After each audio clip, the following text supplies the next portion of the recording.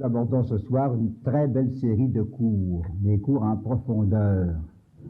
Et les 3 prochains cours vont faire une suite directe à celui qui a passé le mois dernier sur les dons du Saint-Esprit. Les dons du Saint-Esprit, on a vu que c'est quelque chose qui est en nous déjà depuis le baptême, mais que c'est le Saint-Esprit qui les fait fonctionner et pas nous. Je disais justement, nos charismes, on peut les faire marcher. Chacun des siens. Ceux qu'on a, il y en a qui en ont plus, il y en a qui en ont moins, il y en a qui en ont des gros, d'autres des petits. Hein? Puis il y en a qui en ont des petits puis des gros. Ça dépend. Hein? Mais ça, on les fait fonctionner quand on veut et comme on veut. Mais les dons du Saint-Esprit, non.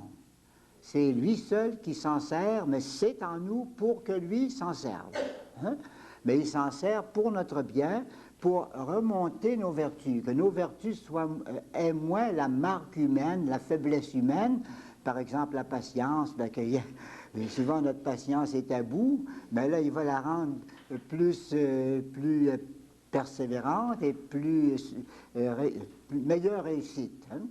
Alors, c'est pour ça. Maintenant, si on veut que le Saint-Esprit, justement, vienne en nous pour passer dans les dons, pour souffler dans les voiles, bien, ça prend quelques conditions ou des dispositions, disons. Ce n'est pas des clés, ça, mais ce sont des dispositions qui favoriseront,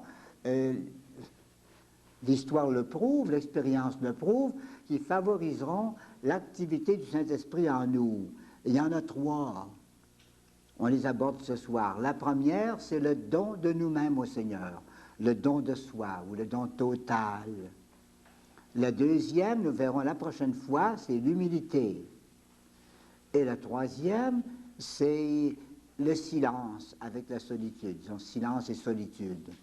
Si on apporte ces conditions-là au Seigneur, on a toutes les chances que le Saint-Esprit vienne jouer là, dans cet instrument merveilleux qui est l'ensemble de nos dons du Saint-Esprit. Alors prenons le don de soi ce soir. C'est un cours qui est très doctrinal. Il y a une grande partie qui va nous faire comprendre le mystère de Jésus, le mystère de notre rédemption. En même temps que c'est un cours d'ascèse, un chemin de perfection, c'est en même temps une bonne leçon de doctrine chrétienne. Le don de soi. Sainte Thérèse vous dit tout de suite, Dieu n'attend que cela pour nous inviter à boire à la fontaine de la contemplation.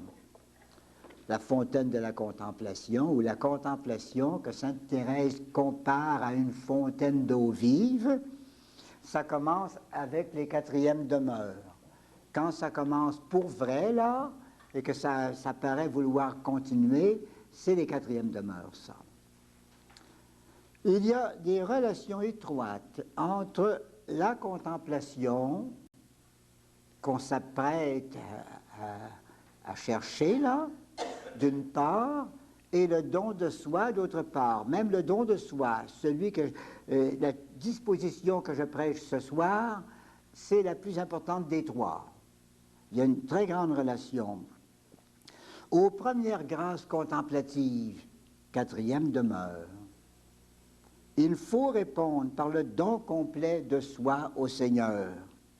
Et Sainte Thérèse le dit, elle, nous n'en finissons jamais de faire à Dieu le don absolu de nous-mêmes. On ne se décide pas à tout donner. On donne au Seigneur parcelle par parcelle. Aussi, continue-t-elle, il ne nous donne pas d'un seul coup un tel trésor. Et si quelqu'un y allait généreusement, là, le mot, si vous voulez, tout de suite, pour qu'on se comprenne pendant le cours, hein, le don de soi, ça veut dire rien refuser au bon Dieu, ça. Si on se mettait tout de suite à ça, là, à ne rien refuser au bon Dieu, de tout ce qu'il nous demande, ou qu'on voit assez clairement qu'il nous demande, là, ça déclencherait très vite, puis ça irait très loin. C'est la grande condition que le Seigneur attend pour marcher. Hein? Alors, il y a plusieurs choses à dire là-dedans. nécessité, excellence. D'abord, la première partie, doctrinale celle-là. La deuxième, plutôt pratique, les qualités que doit avoir notre don au Seigneur. On verra qu'il y a 3 qualités, que ce soit total, absolu d'abord, que ce soit aussi, ça vous surprendra peut-être, indéterminé. Un don indéterminé, c'est mieux qu'un don trop clair. On verra tantôt. Et troisièmement, un don souvent renouvelé. Nécessité. Un argument de Sainte Thérèse d'abord. Sainte Thérèse nous dit, Dieu ne force pas notre volonté. On est libre. Il prend ce que nous donnons. Mais il attend que nous ayons tout donné. Moi je dis, il n'est pas pressé le bon Dieu. Vous vous demandez des fois pourquoi ça ne marche pas. Allez voir de ce côté-là. Avez-vous tout donné au Seigneur, puis renouvelez-vous souvent votre don, ça devrait marcher. Mais c'est comme s'il disait, tu le sais, je te l'ai dit, ben fais-le. Tu ne l'as pas fait encore, ben je vais t'attendre. Attends pas trop longtemps, parce que on peut mourir avant d'être rendu des fois, hein? Mais quand même, là. Alors, on explique. Dieu, qui est le maître absolu de tout, pourrait contraindre la créature à réaliser sa volonté, pourrait nous forcer. Mais il ne veut pas le faire. Parce qu'il conduit les êtres selon leur nature. Et il respecte les dons qu'il a faits. Nous, il nous a donné le don de la liberté. Alors il va respecter ça. Ce ne sera pas la liberté s'il nous forçait. Il nous demande, il nous appelle, mais il ne peut pas nous forcer.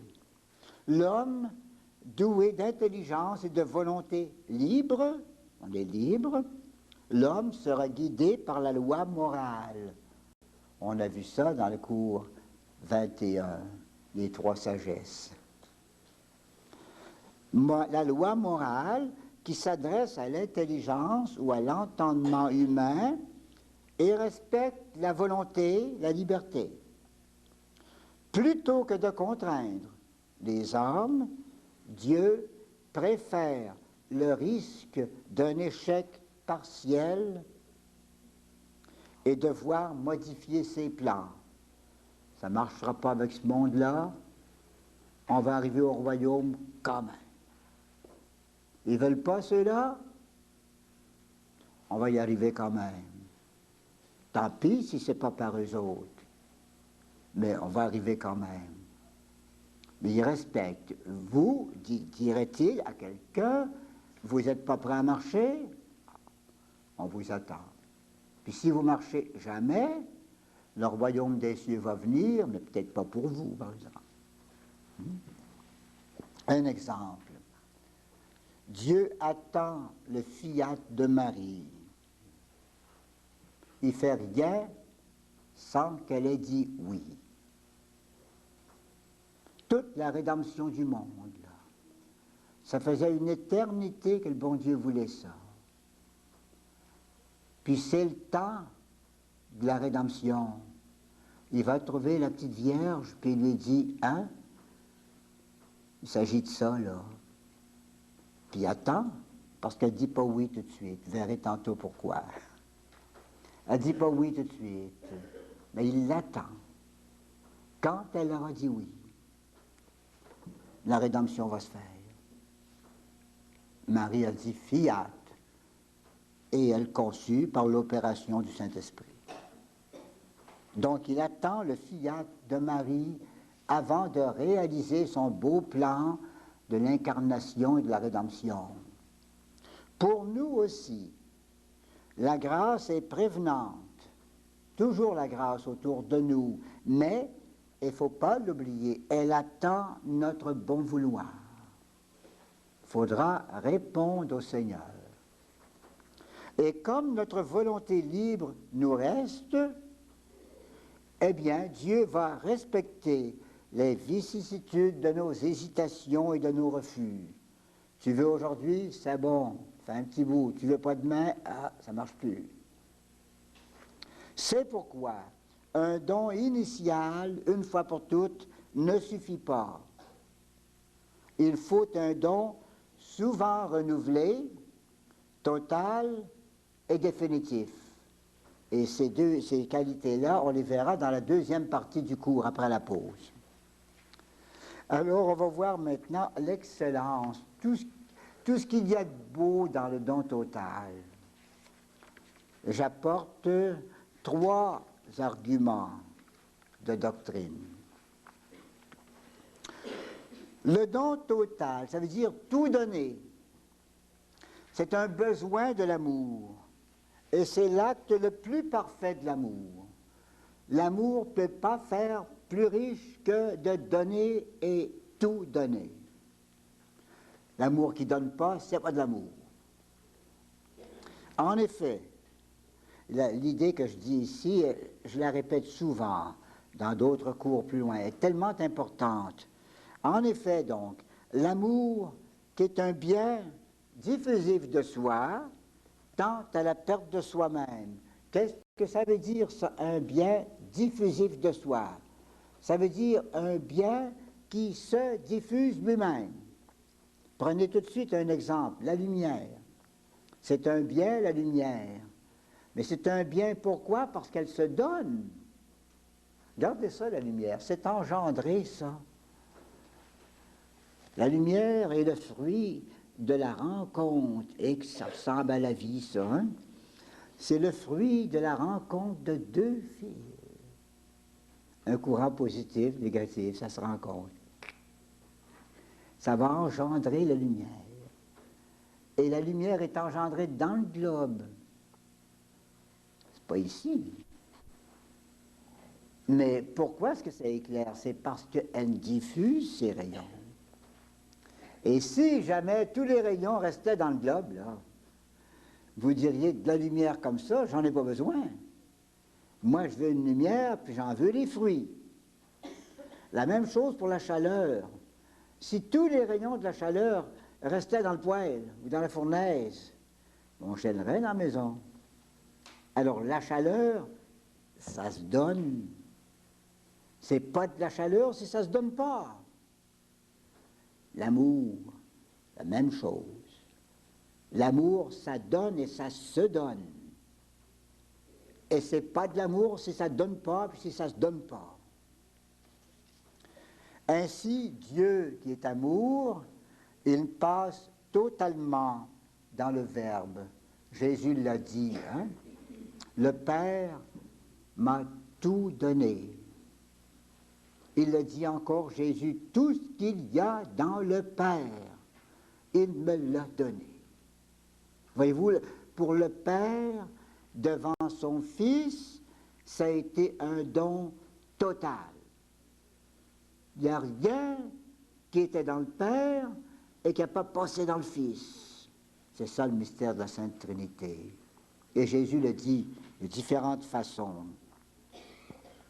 Ainsi en nous, la charité, c'est-à-dire notre amour de Dieu, la charité trouve sa plénitude lorsque, ayant tout conquis en nous, tout ramassé ce qui est en nous, lorsqu'elle emporte tout ça vers le Père. Donc, notre amour veut tout emporter pour le Père, dans total. C'est pourquoi cette purification complète obtenue lors d'une profession religieuse, il ne faut pas la considérer comme une indulgence plénière, comme un cadeau.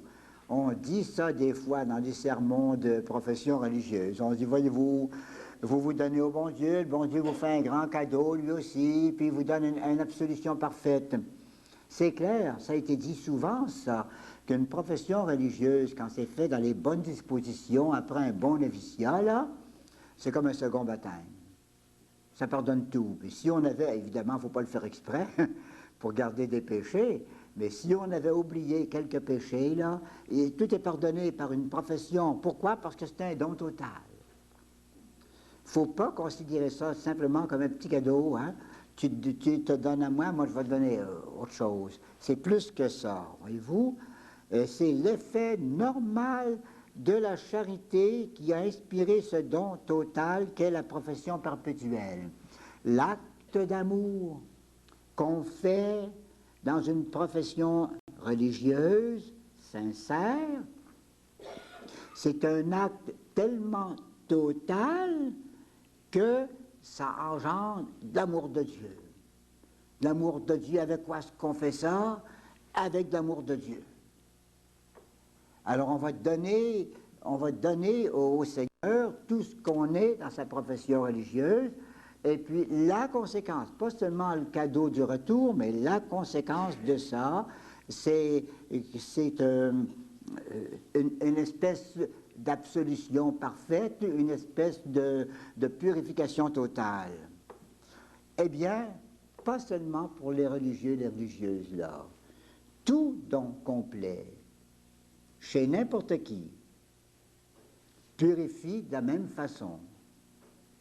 Et n'importe qui, on a dit ça des fois, il faut faire attention à cette expression-là. On dit, si vous mourrez en faisant un acte d'amour, vous allez tout droit au ciel. Oui, à condition que votre acte d'amour, ce soit un don total. Si c'est un don vraiment total, que ça donne tout, que dans votre amour, vous pensez tout, vos projets, vos souvenirs, même vos péchés, toutes vos histoires, vos difficultés, les personnes que vous aimez, vos attaches, tout ça, votre don au Seigneur, ça veut tout lui donner, là. Eh bien, c'est vrai que ça purifie d'une façon totale. Donc, la première idée, c'est que c'est très beau, un don total, puisque ça vous obtient pour vous une sorte d'absolution ou une sorte de purification, c'est meilleur, c'est mieux, complète. Ça vous met donc en pleine grâce avec le Seigneur. Deuxième idée, c'est beau ici, le don total que nous faisons à Dieu, c'est le sacrifice le plus parfait que nous puissions offrir à Dieu. On ne peut pas faire plus que de tout donner. Seigneur, j'ai tout donné. Qu'est-ce que tu veux que je fasse de plus? C'est tout donner. Le sacrifice, ici, il y a beaucoup de doctrines. Vous avez vos notes, hein, les mots sont très riches, chaque mot, là. Le sacrifice, acte religieux par excellence. J'explique un peu. La religion, c'est quoi? Je ne parle pas de la religion catholique seulement, mais le sentiment religieux, là. La religion, depuis le commencement du monde, depuis Abel, Adam, Abel, hein? La religion, c'est l'ensemble de nos devoirs, nos relations avec Dieu. Dans tous les peuples du monde, il y a eu la religion. Parfois, c'était mal compris, mais quand même, hein? On a toujours pensé dans l'histoire que l'homme avait des rapports avec le Seigneur. Et ces sortes de relations ou de rapports entre le Seigneur et nous et le Seigneur, là, c'est ça la religion. Mais la religion, ça peut se faire plusieurs actes. 4 en particulier. Les 4 actes religieux par excellence, c'est l'adoration et la louange.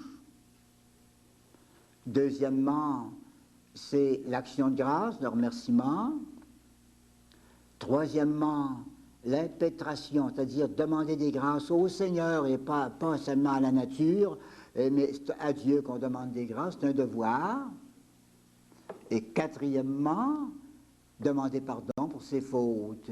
Ces 4 choses-là sont les 4 actes principaux de toute religion.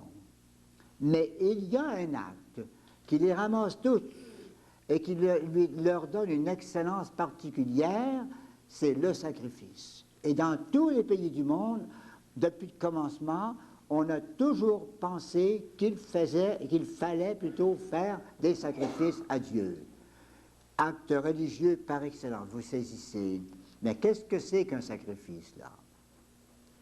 Un sacrifice, ça comporte l'oblation d'une victime suivie habituellement, pas nécessairement, suivie habituellement d'une immolation. L'essence du sacrifice, pour plusieurs, c'est l'oblation, c'est-à-dire l'offrande. Qu'est-ce qu'un sacrifice? Vous vous rappelez le catéchisme? C'est l'offrande faite à Dieu de quelque chose. Hein? Le sacrifice, c'est une offrande avant tout. Souffrance, ce n'est pas nécessairement un sacrifice. On peut souffrir, mais ce n'est pas un sacrifice du tout. Ce qui fait l'essence du sacrifice, selon la plupart des théologiens récents, c'est l'offrande. Sacrifier, c'est offrir. Et en tout cas, ceux qui voudraient que l'immolation fasse partie du sacrifice doivent convenir que, malgré tout, c'est encore l'oblation ou l'offrande qui est la partie principale et essentielle. Car l'oblation livre à Dieu la victime. C'est l'oblation qui est le don, qui est l'offrande. Dieu l'immolera s'il le veut et en disposera selon sa volonté. Regardez par exemple le sacrifice d'Abraham. Le Seigneur lui donne un fils par miracle. Il y avait déjà un fils avec une concubine, une servante, là, mais un fils de sa vraie femme, là. Puis il lui dit, cet enfant-là que je te donne par miracle, c'est sur lui que repose tout l'avenir de ton peuple. Je te ferai père d'un immense peuple. Et c'est lui, ce garçon-là, là, que je te donne. C'est lui qui sera le père de ce peuple-là. Or, le petit garçon il est à peine rendu à 14-15 ans que le Seigneur vient lui dire, Abraham, tu vas me sacrifier ton fils. Tu vas me le donner sur l'autel que je vais te montrer. Pars. Il part avec le garçon. Le garçon portait le bois, image de Jésus qui porterait sa croix plus tard. Hein? Le garçon portait le fagot de bois pour mettre le feu. Le père portait le feu puis le couteau. Puis on arrive à une montagne. Là, c'est là. Il comprend que c'est là que le Seigneur le veut. Il prépare un autel avec des roches, met le bois dessus, puis le petit garçon lui demande, mais il n'y a pas de victime, où est-elle la victime? Parce qu'ordinairement, on immolait un bœuf, un mouton ou quelque chose, un animal ou l'autre. Et le père, tout en se retournant pour ne pas pleurer, il dit, Seigneur, va y voir mon petit garçon. Puis là, il prend le garçon, il le couche sur l'autel. Il vient pour lancer le couteau dessus, mais Dieu arrête tout ça. Abraham, j'ai vu ton geste, j'ai vu ton don. Leur met ton enfant. Mais je suis très heureux de ton sacrifice. Et tu m'as fait tellement plaisir en m'offrant ton fils que les promesses que je t'ai faites vont se réaliser le mieux possible, avec merveille. Voyez-vous là, sacrifice d'Abraham, c'est, on pourrait dire, comme un type du sacrifice. Ce qui compte, c'est l'offrande. L'immolation, ça, on verra bien. Si le Seigneur veut que ça aille jusque-là, s'il ne le demande pas, c'est pas nécessaire que ça aille jusque-là, mais il faut être prêt à tout. Or, le don total de soi à Dieu, c'est une oblation comme ça, comme celle-là, en offrant ses facultés si humaines de volonté et d'intelligence, on a tout à faire pour le présent et pour l'avenir. L'obéissance est meilleure que le sacrifice, si vous voulez, dans le sacrifice. L'obéissance à Dieu est meilleure que l'immolation du sacrifice. C'est le sens de cette phrase-là que Samuel disait au roi Saül plus tard. Maintenant, abordons un beau point de théologie maintenant, là. Le don total, déjà c'est beaucoup, hein? Ça vous donne une sorte d'absolution complète, de purification complète. Deuxièmement, c'est le plus bel acte de religion qu'on puisse faire au Seigneur. Le plus bel acte, c'est le sacrifice, puis l'essence du sacrifice, c'est l'offrande.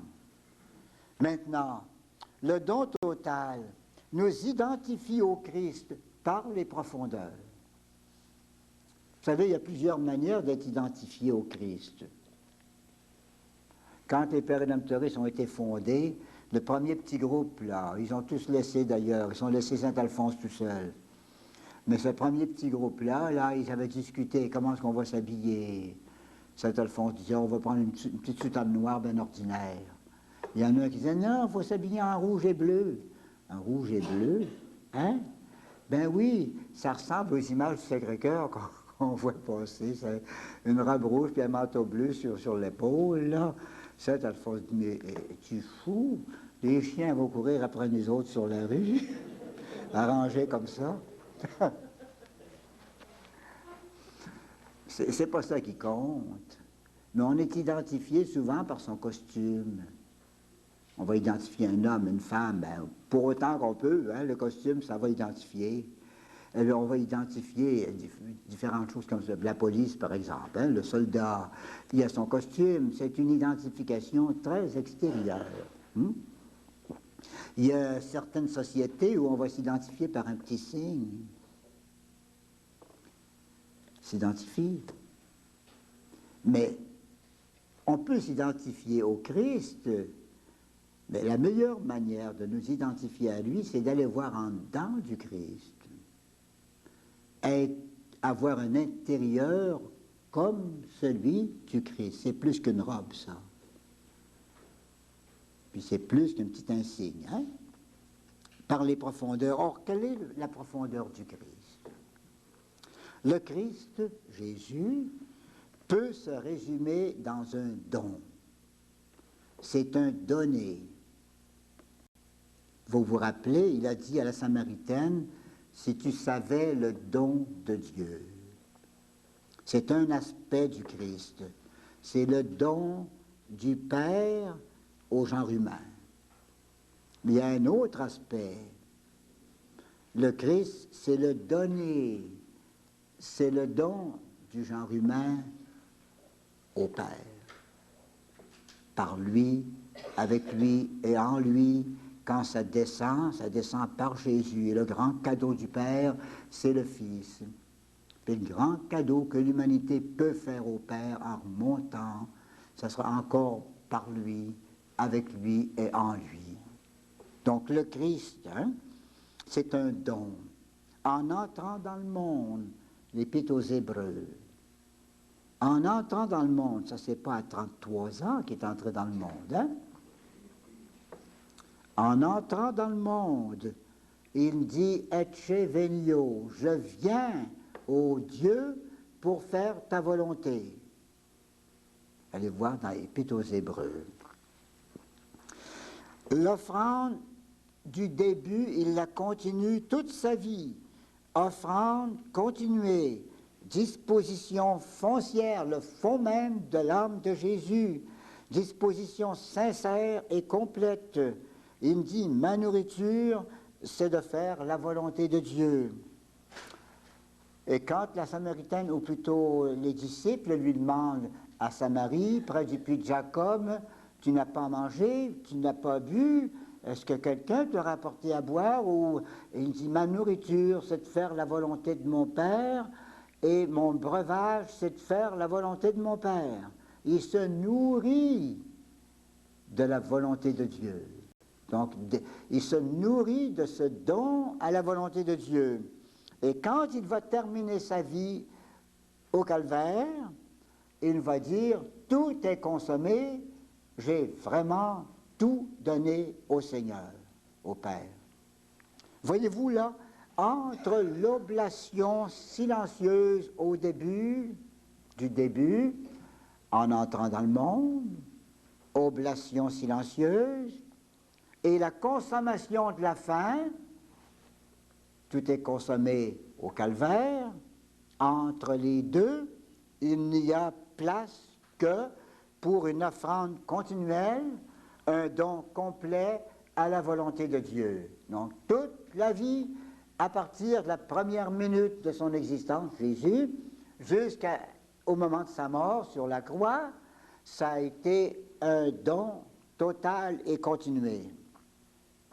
Ce don qui parfait l'obéissance du Christ, ça veut dire qu'il la rend parfaite, cette obéissance-là. Saint Paul le dira, il s'est offert, il a obéi jusqu'à la mort, et jusqu'à la mort sanglante, la mort sur la croix. Eh bien, ce don qui parfait l'obéissance du Christ, et c'est ce don qui opère notre rédemption, parce que tu t'es offert, tu as accepté, obéi jusqu'à la mort et la mort de la croix, tu dois être digne de porter le nom qui sauve, c'est-à-dire de t'appeler Jésus. Jésus veut dire sauveur. Donc, ce don opère notre rédemption, devient le principe de sa gloire. Vous savez que Jésus a deux noms. Il a un nom par rapport à son Père, il s'appelle le Christ. Le Christ, ça veut dire le consacré au Père, hein? Donné au Père. C'est un Christ, un consacré au Père. Il a un autre nom, Jésus, qui veut dire sauveur du monde. Ces deux noms-là, ça forme le mystère total de Jésus, consacré à la volonté du Père, puisque c'est un Christ, par obéissance au Père, il va faire la rédemption du monde. Il mérite d'être le Rédempteur du monde, d'être appelé Sauveur. Eh bien, le don complet, disposition foncière du Christ, vous l'avez compris, c'est le fond même du mystère de Jésus, ça. Eh bien, si c'est le fond même du mystère du Christ, le don complet doit aussi être une disposition foncièrement chrétienne, c'est-à-dire être le fond du mystère du chrétien. Le chrétien, c'est un donné à Dieu. Toute identification sans elle est superficielle et formaliste. C'est de l'apparence seulement. Pour être du Christ, appartenir au Christ, il faut lui être livré comme il est livré à Dieu. Nous sommes du Christ et le Christ est à Dieu.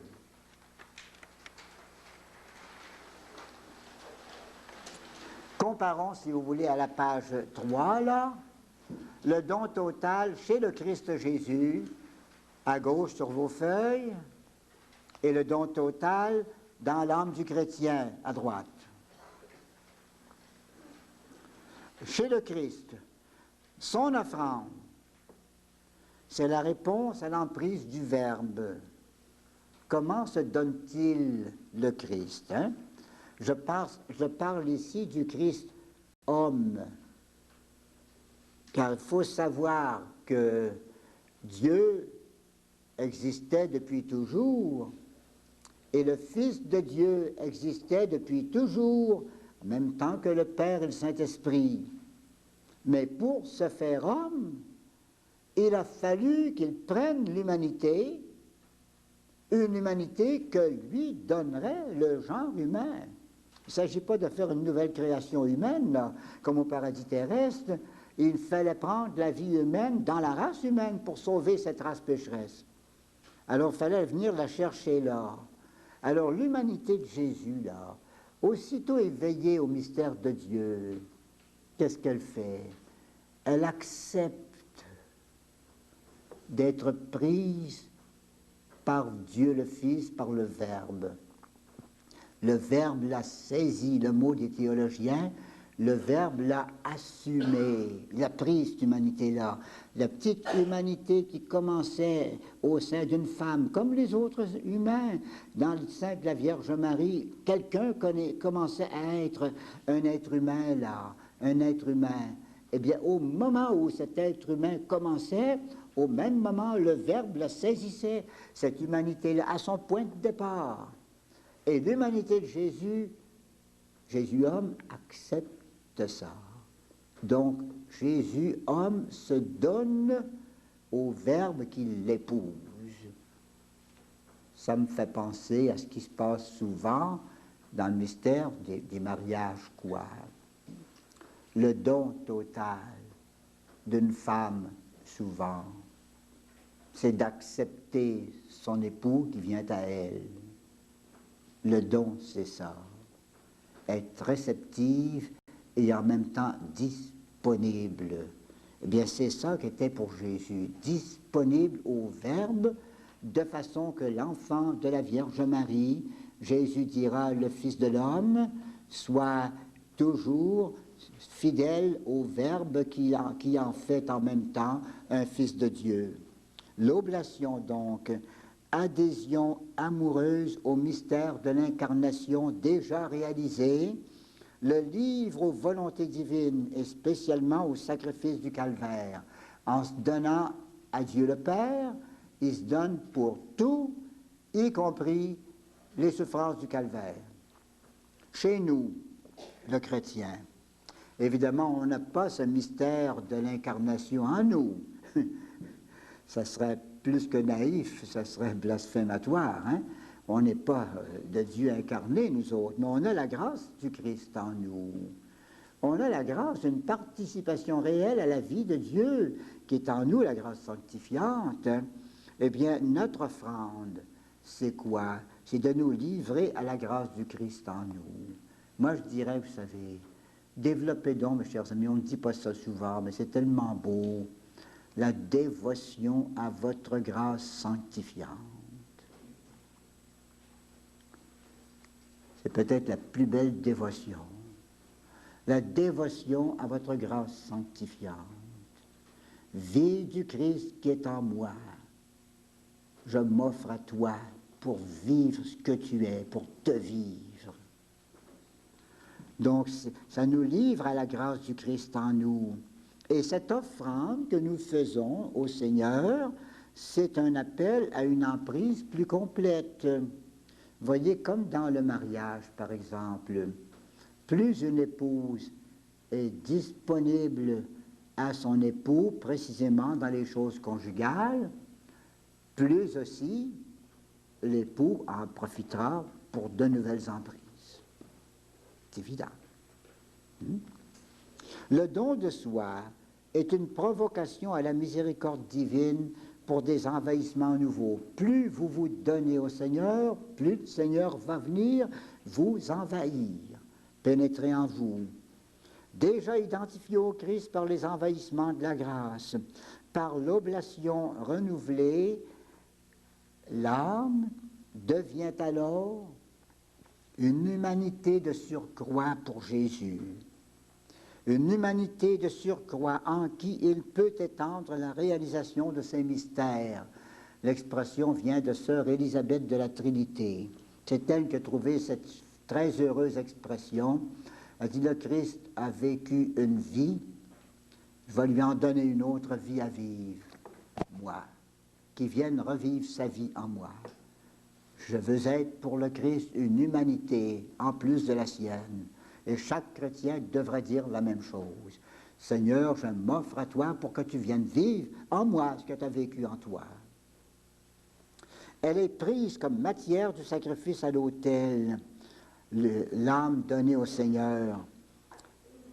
Matière du sacrifice à l'autel, instrument de rédemption pour les âmes. Voyez-vous, plus vous êtes donné à Dieu avec Jésus, plus vous avez une part importante dans la messe. La messe, c'est qui ce qui s'offre? C'est Jésus qui s'offre à son Père. Si vous êtes donné à Jésus, si vous êtes collé à Jésus, si vous êtes identifié à Jésus, si vous êtes, le mot de Saint Paul, incorporé à Jésus, eh bien, quand Jésus s'offre, vous montez avec. Vous vous offrez avec lui. Le don de soi qui unit l'âme au Christ fait entrer cette âme dans les états du Christ. La fait participer à ses mystères. Mystère du sacerdoce, tout le monde est prêtre dans le sacerdoce général de Jésus. Mystère de la souffrance, mystère de la rédemption des âmes, on entre dans les mystères de Jésus. Le don de soi introduit l'âme dans le mystère de la rédemption et le mystère de l'Église. Une dernière remarque, toute la mission du Christ s'appuyait sur son oblation. Pourquoi a-t-il été notre Rédempteur? Parce qu'il s'est offert, par son don au Père. Chez nous, maintenant, toute la puissance de la grâce s'affirme dans l'âme par le don complet d'elle-même. La plus grande réussite de Dieu dans les âmes de chrétiens, c'est lorsque, sous l'effet de la grâce, les chrétiens, comme le Christ, se donnent totalement à Dieu. C'est la part la plus importante de notre coopération. La prochaine fois, on verra d'autres choses, les 2 prochains mois. Dès qu'on a fait ça, le don total, on a fait le principal. Mais on verra tantôt qu'il faut le renouveler. Le Seigneur est prêt. C'est nous qui ne le sommes pas toujours. C'est pourquoi il va falloir apporter aux dons que nous faisons de nous-mêmes à Dieu, apporter, dis-je, des conditions et des qualités que nous verrons après la pause.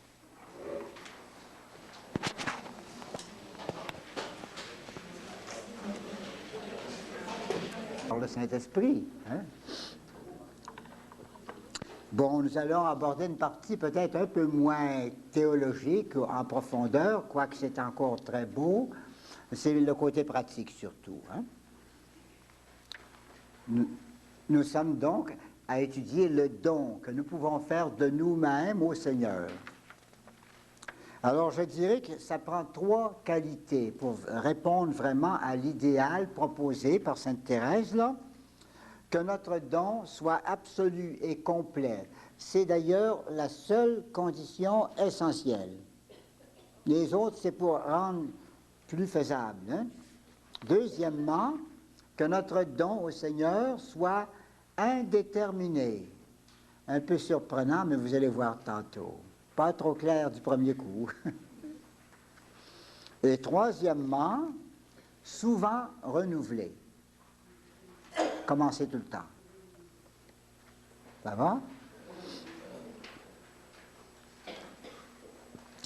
D'ailleurs, la seule qualité qu'exige Sainte Thérèse, c'est que notre don au Seigneur soit un don absolu. J'ai tout donné, je donne tout, c'est tout, toujours tout, et complet. Il s'agit d'une désappropriation de soi au profit de Dieu. Attention, ce mot-là est un mot un peu difficile, désappropriation, et souvent, il est arrivé des gens qui ont mal compris ce point de vue-là et qui sont partis de travers. Au lieu de se désapproprier, désappropriation, ils ont compris destruction. Mon corps, je vais te détruire, vieux corps de misère puis de péché, je vais te détruire. On n'a pas le droit de faire ça. C'est pas la question de diminuer ni notre santé, ni nos forces, ni nos talents. Il n'est pas question de ça.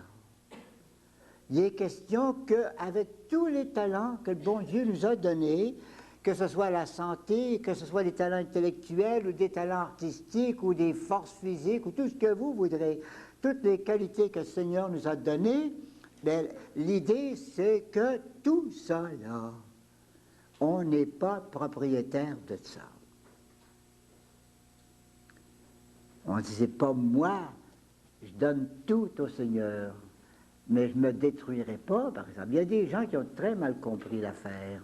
Ils ont pensé qu'il ne fallait pas avoir de santé. C'était mieux de ne pas manger. C'est un peu plus sain parce qu'on ne mange pas. Mais c'est fou, ça. Saint Paul dit quelque part, il dit, ceux qui mangent beaucoup, laissez ceux qui ne mangent pas tranquilles, puis ceux qui ne mangent pas beaucoup, laissez ceux qui mangent en gros, laisse-les tranquilles. C'est pas une question de manger, c'est une question d'aller au nom du Seigneur.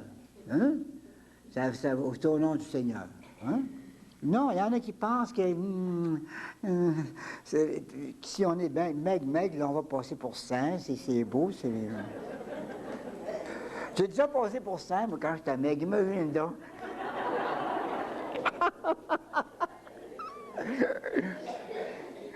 Quand ils me voyaient arriver dans les retraites fermées, j'étais large comme ça, puis vert, pâle, puis ils regardaient, ils disaient, mais j'ai bien trop ça, ce pire-là. Puis j'ai pensé après que c'est mieux de manger comme tout le monde, puis d'ailleurs, c'était pas de ma faute. Mais c'est bon, c'est pas du tout, il ne s'agit pas de détruire ce que le Seigneur nous a fait, de cacher nos talents, puis de les diminuer, puis d'empêcher nos talents sous prétexte que c'est la vertu. Moi, je dis des fois, là, pensez-vous que ce sera une belle grande gloire au bon Dieu si tous les saints faisaient être des imbéciles pour être des saints, hein? Ça ne serait pas bien agréable pour le bon Dieu, hein? Pour la religion catholique. Tous les plus fervents, ce seraient tous des imbéciles qui sont tous laissés aller comme ça, hein?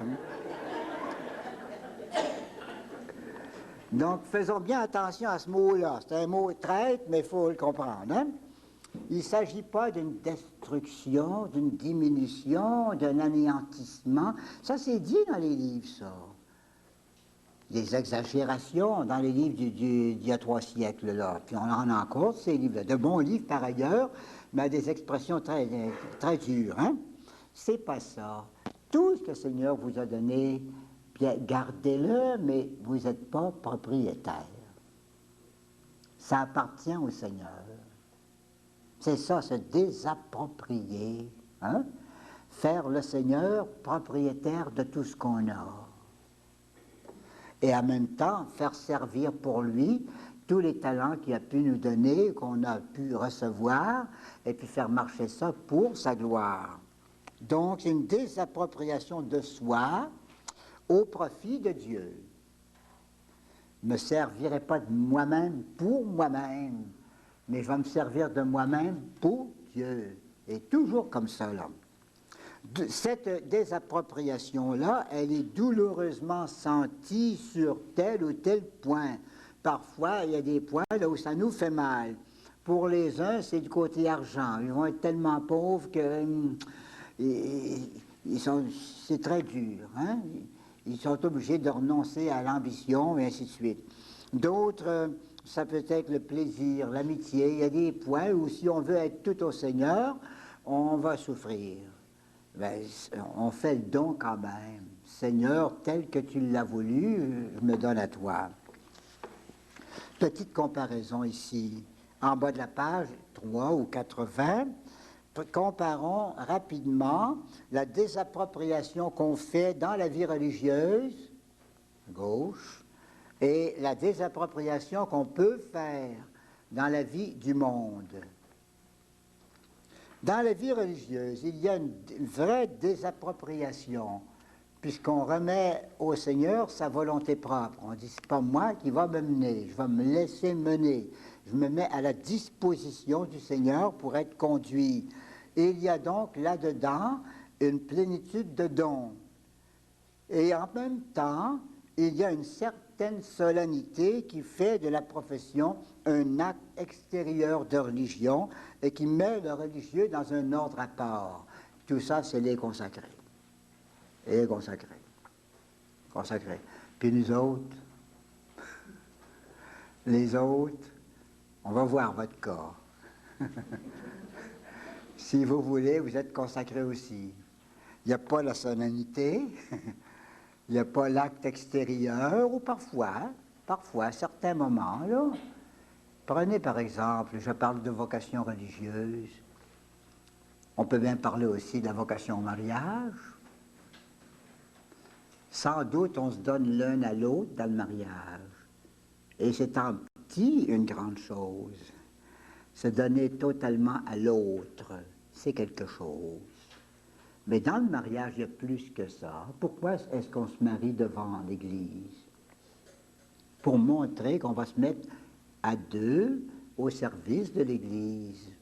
Moi, je dis, peut-être que les critiques trouveraient ça sévère, qui dure un peu. Moi, je dis que c'est un sacrement charismatique, le mariage. Comme le sacerdoce, pas la vie religieuse. La vie religieuse, non. Ce sont des états de vie qui permettent de développer la grâce du baptême. C'est donc un état de tendance continuelle à la perfection chrétienne. Mais tandis que le sacerdoce est charismatique parce que le prêtre est consacré à l'Église de Dieu, hein, spécialement. Puis le mariage aussi. Le mariage, il ne faut peut-être pas dire le mot officiellement, mais je le risque comme ça, là, hein. C'est un aspect charismatique en tout cas. Ça veut dire que c'est l'Église qui veut le mariage chrétien pour la multiplication du peuple chrétien. Si on laissait aller au hasard, le peuple chrétien s'en irait comme les animaux dans la forêt, on se perdrait. Hein? Il y a quelque chose à ramasser le peuple chrétien, puis le développer, le faire grandir. Voyez-vous, il y a deux grands sacrements charismatiques. Hein? Il y a le mariage qui fait le peuple chrétien, puis il y a le sacerdoce qui gouverne le peuple chrétien. Ça, c'est charismatique. Et dans l'Église, il y a les institutions de perfection, comme la vie religieuse, au premier rang, pour permettre aux chrétiens d'accéder, avec des moyens spéciaux, à la perfection le plus rapidement possible de leur vie du baptême. Et chez le chrétien, alors, voyez-vous, là, même des appropriations. Si on est vraiment sérieux, on ne vit pas pour soi, on vit pour le Seigneur.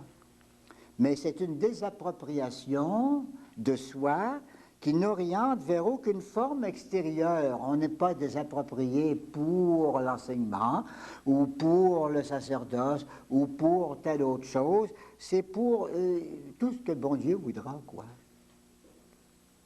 Et c'est avec la vie qu'on le verra. Hein?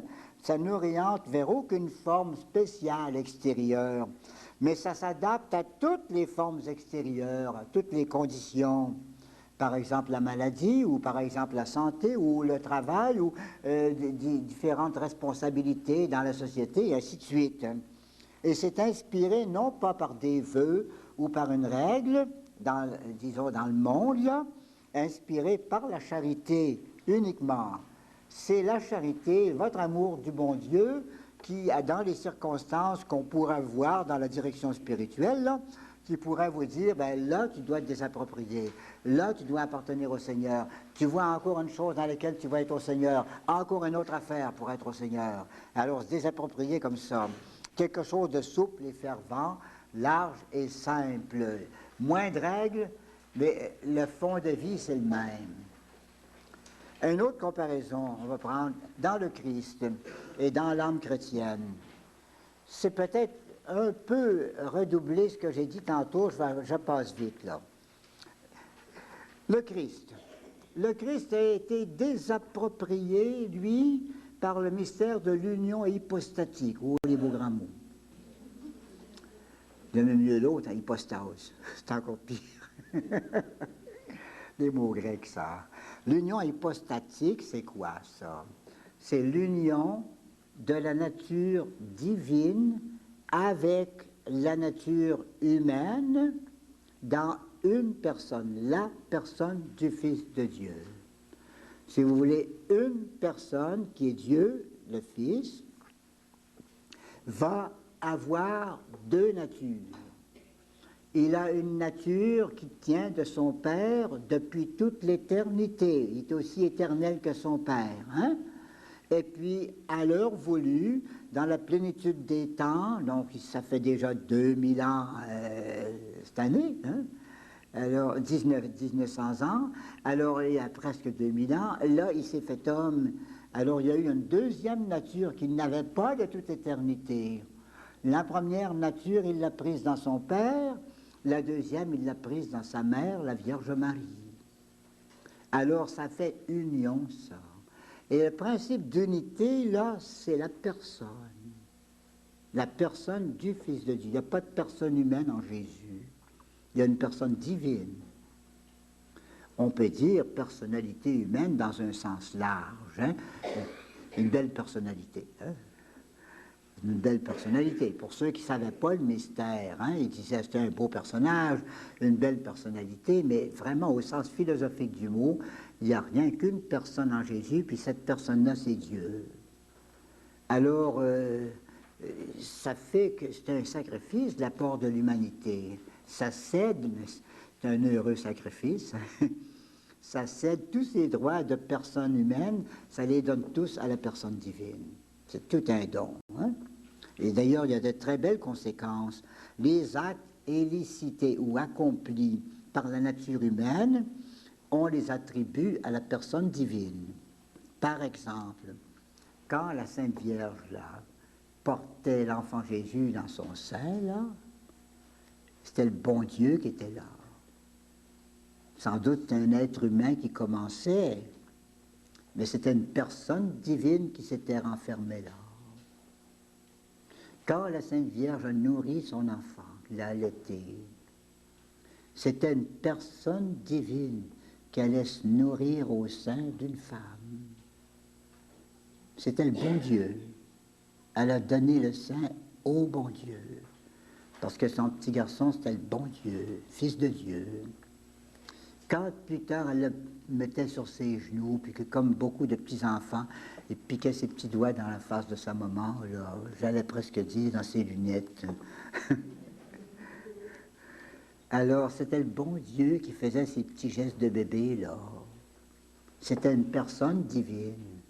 Voyez-vous quand même que pour l'humanité, là, céder ses droits à la personne divine, elle y perd d'abord. Hein?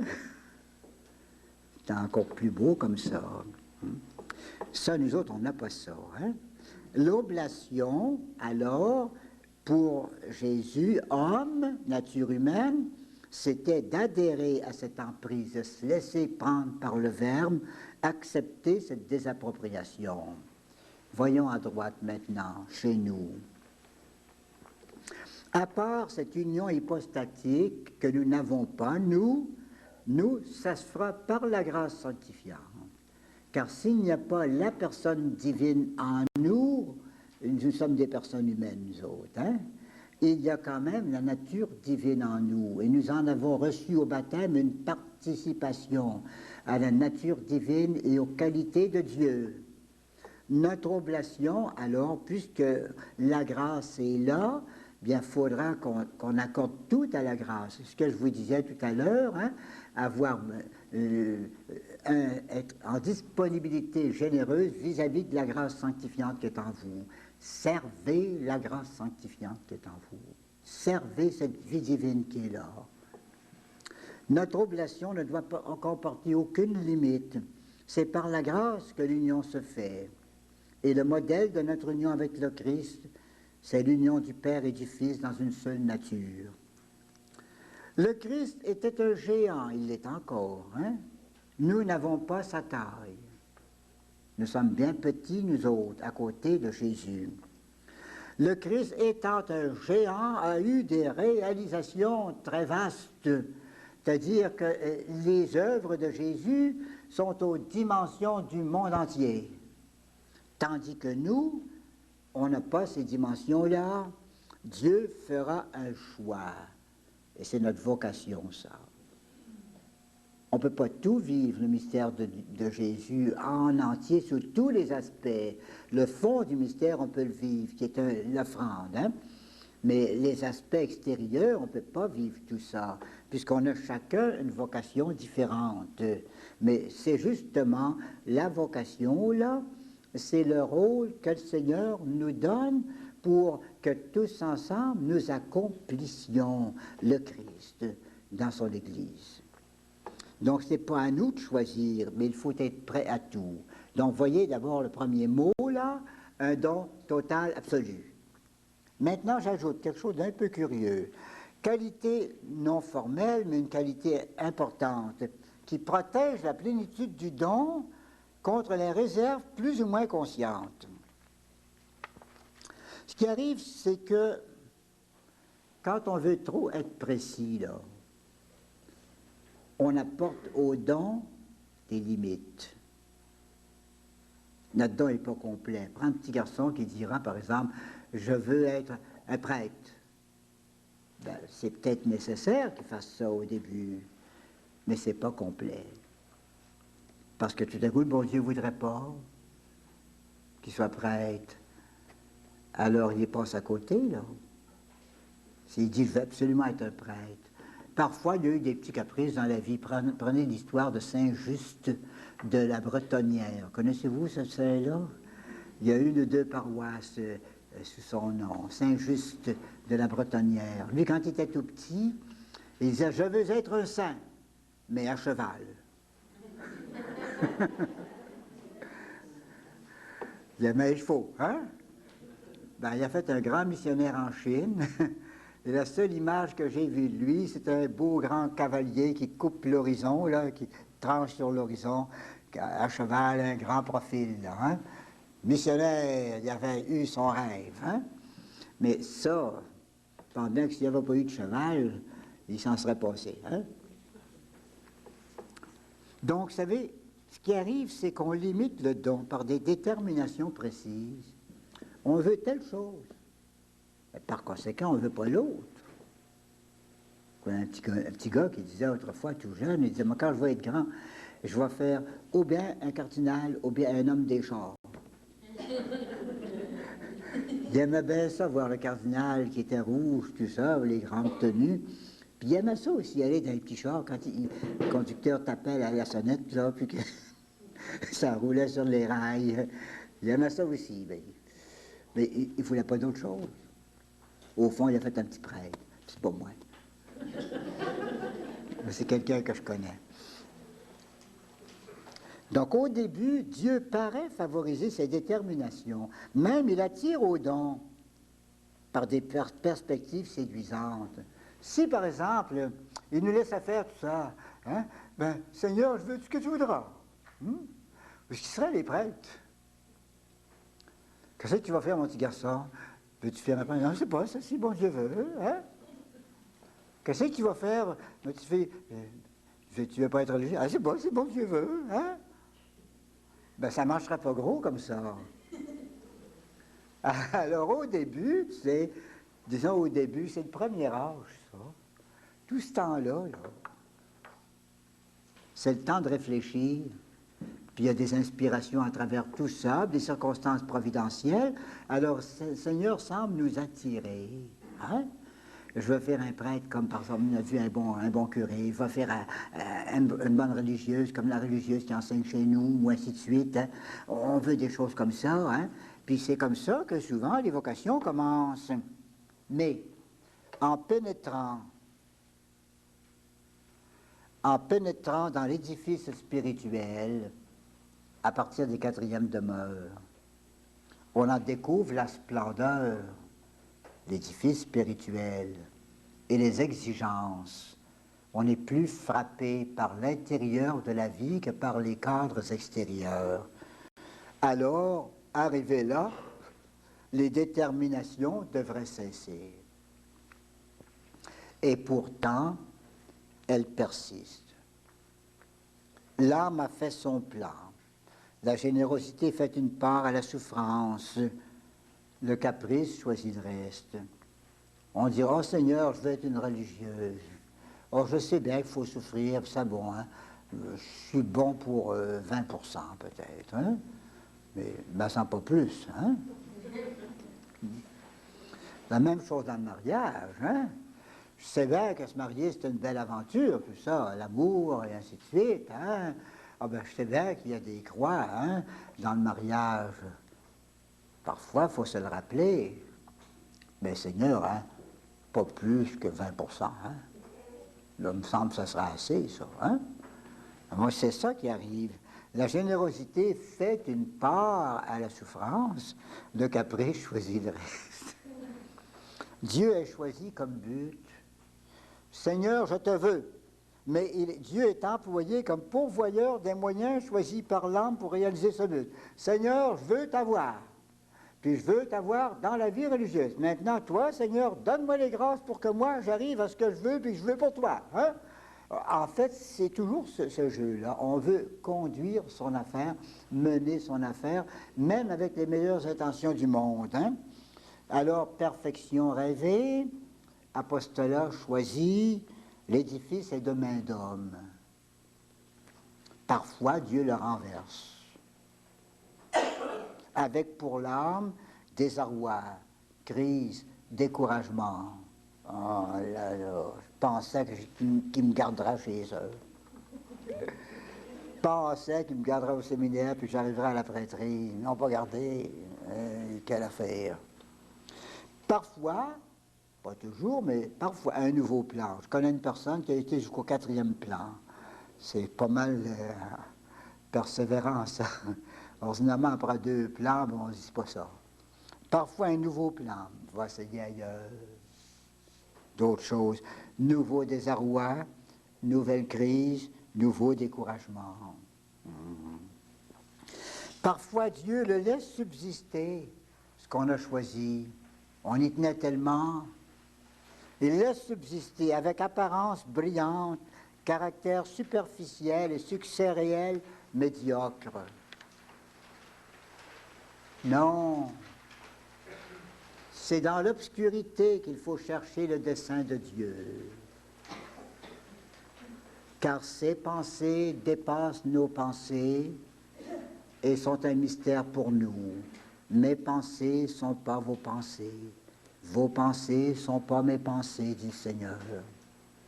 C'est pourquoi le don doit être total, indéterminé. Saisissez le sens du mot, là. Hein? Tout ce que tu voudras, Seigneur, mais ce n'est pas le temps de le dire, je ne le sais pas. Hein? Tout ce qui viendra, que tu voudras, acceptant tout d'avance, même avant de savoir les détails. Ça, c'est la perfection, ça. Cette manière indéterminée, donc dire tout d'avance, même si je ne sais pas quoi, n'étouffe pas nos énergies. On pourrait dire, si tu fais ça, tu n'auras pas de cœur à l'ouvrage, ça va t'étouffer, ça, de ne pas trop savoir où tu vas. Regardez bien, là. Ça n'étouffe pas nos énergies, car on ne communie pas au vide, mais aux magnifiques choses que Dieu nous cache. Mais vous, je vais vous donner un exemple. J'ai rencontré un jeune homme, déjà, jeune marié, ça faisait un petit bout de temps. Oh, il dit, Père, je suis heureux, heureux, heureux dans le mariage. Je ne peux pas être mieux tombé. Oh, on dirait que le bon Dieu a fait le mariage exprès pour nous autres. C'est tellement qu'on est bien. Ma petite femme est heureuse, puis on est bien, on s'accorde bien, puis ça va, ça va, ça va. Mais il faut dire que 10 ans avant de me marier, je priais toujours pour celle qui serait ma femme. Quelque temps après, je rencontre la femme.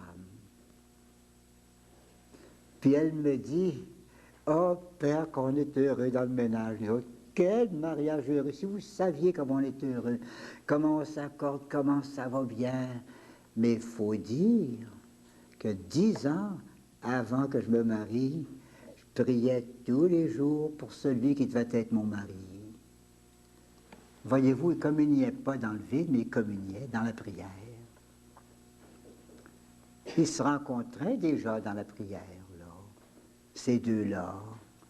Et en fait, même s'ils ne savaient pas encore comment ça marcherait, hein, ils étaient dans le plan de Dieu. Et c'est le plan de Dieu qui a agi et qui leur a obtenu cet état de vie-là. Alors, c'est une question de sainte indifférence. Cette sainte indifférence délivre l'âme des illusions et des déceptions amères. Elle garde l'âme dans l'obscurité de la foi. Et la foi, c'est le chemin du salut. Elle garde l'âme attentive aux moindres manifestations de la volonté divine. Puisque Dieu n'a pas parlé tout de suite, qu'on ne sait pas trop, bien on guette, comprenez? On guette pour voir qu'est-ce qu'il va dire. Puis on attend, puis on est toujours prêt à recevoir la volonté de Dieu, puisqu'on l'attend tout le temps. Elle affine les sens spirituels, qui deviennent sensibles aux onctions délicates du Saint-Esprit, aux motions subtiles du Saint-Esprit. À force de se guetter, puis d'attendre une solution de la part du Seigneur, on s'accoutume au Saint-Esprit. Toujours, Saint-Esprit, qu'est-ce que tu voudras? Qu'est-ce que vous voudrez? Tout ça, tout accoutumé d'avance. Enfin, elle entretient et développe la souplesse de l'âme, la rendant toujours apte à toute bonne œuvre. N'importe quoi, Seigneur. Puis on est souple parce qu'on n'a rien décidé. Si on a tout décidé, bien après ça, arrivent des événements. Non, c'est pas ce que j'avais décidé. Non, c'est pas ce que j'avais décidé. Voyez-vous ce que j'avais décidé? Ça marche pas. Tandis que si on dit, c'est ce que le Seigneur décidera que je veux, tout ce qui arrive, c'est sans doute le Seigneur qui a décidé, c'est le Seigneur qui a décidé, puis on se met d'accord avec lui. C'est très unifiant. Un dernier petit mot, que notre don au Seigneur soit souvent renouvelé. En gros, là, je vous dis ça pour deux raisons. D'abord, parce que notre volonté d'être au Seigneur, elle s'effrite, elle se diminue. Elle perd de la force avec le temps. Et deuxièmement, parce que les circonstances changent. Vous savez, je dis que notre volonté s'effrite. Le matin, on est plein de bonne volonté, puis on dit « Oui, Seigneur ». Le midi, un petit peu plus fatigué, on dit « Oui ».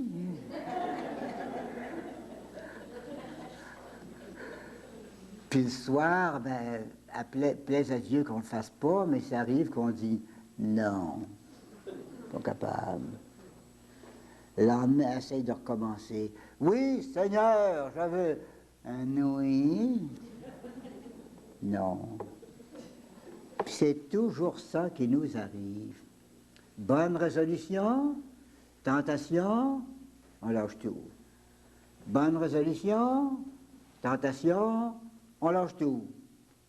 Vous voyez comment ça marche, là, hein? C'est pour ça que de bonnes résolutions, il faut les recommencer tout le temps. Tout le temps, même dans la journée, hein? Pour produire tous ces effets, le don de soi doit devenir une disposition constante. Pour cela, il faut le renouveler souvent.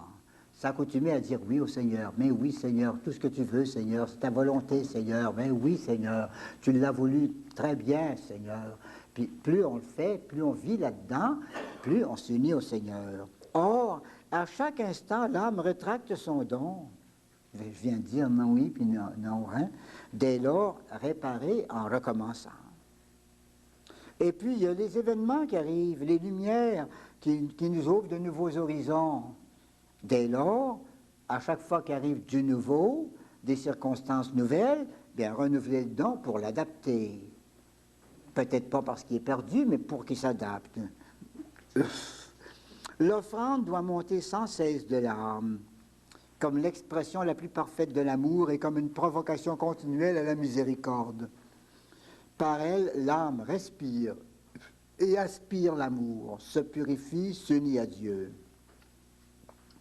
Ce renouvellement répété crée une disposition psychologique de don de soi. On devient des machines à dire oui. Oui, Seigneur. Oui, Seigneur. On disait que saint Alphonse de Ligorie n'avait que la volonté de Dieu en tête.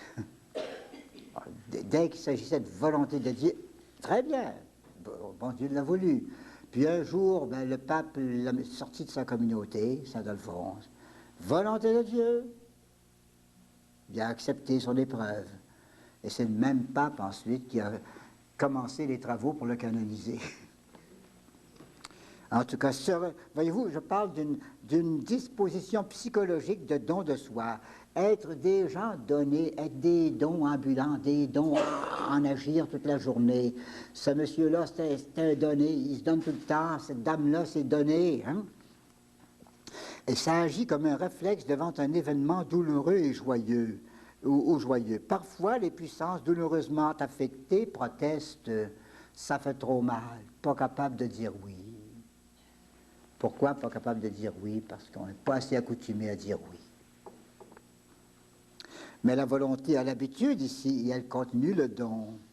Sans cela, il aurait peut-être fallu attendre l'apaisement pour faire le don. Je connais une dame, très bonne famille, même son frère est un évêque de la province de Québec, il a démissionné déjà. Hein.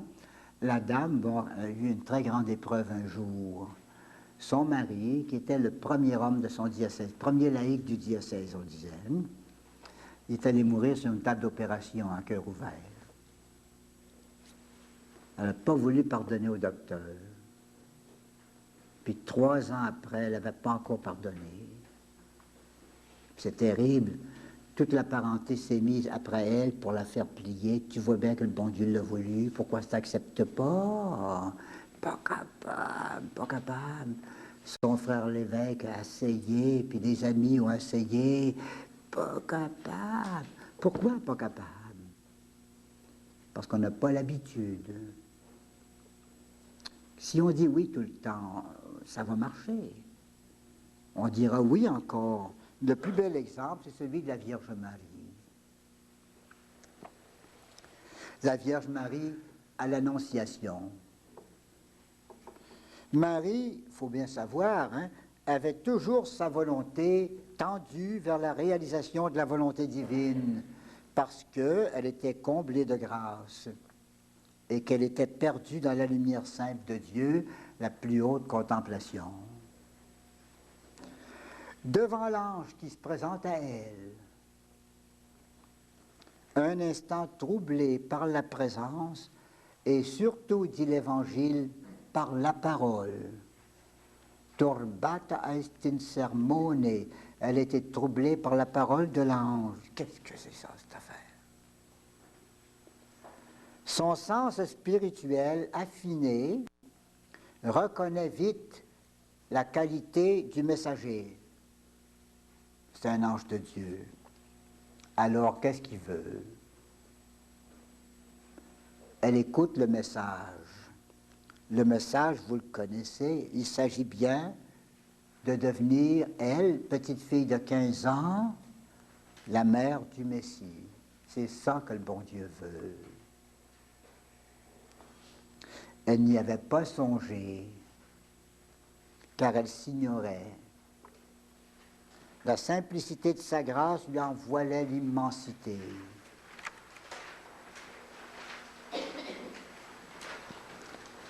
Elle ne connaissait que Dieu et sa sainte volonté. Or, il s'agit maintenant, très imprévu, il s'agit d'une perspective nouvelle. Qu'est-ce que c'est qui m'arrive encore?